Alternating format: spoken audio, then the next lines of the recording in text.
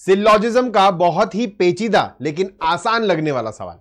देखिए, सम A R B, कुछ ए जो है वो बी होंगे, ठीक है। नो बी इज सी, कोई भी बी जो है वो सी में जाने से रिस्ट्रिक्टेड है। यहां तक तो कोई दिक्कत नहीं है।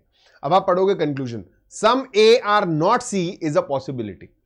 कुछ बच्चे जल्दबाजी में इस पर टिक लगा देते हैं, बट अगर आप अब तक इतना तो समझ ही गए होगे कि अगर डेफिनेट कंक्लूजन कोई है तो वो पॉसिबिलिटी में गलत हो जाता है।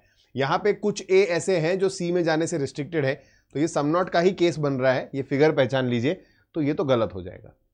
मामला जो है पेचीदा बनता है सेकंड कंक्लूजन की वजह से। आप पढ़ते हो all A can never be C, और मेजॉरिटी स्टूडेंट्स यहां सोचते हैं कि पूरा का पूरा ए यानी सभी ए सी नहीं हो सकता।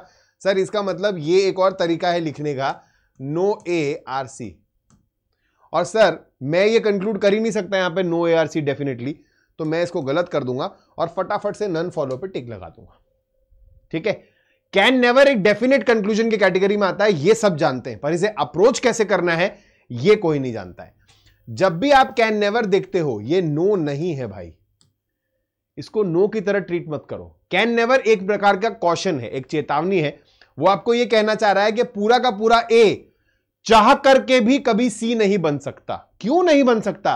क्योंकि ये जो हिस्सा है वो सी में जाने से रुका हुआ है, रिस्ट्रिक्टेड है। तो all A can never be C. और आप बोलोगे ये बात, ये चेतावनी सही है। इसका करेक्ट उत्तर हो जाएगा ओनली कंक्लूजन 2 फॉलोज।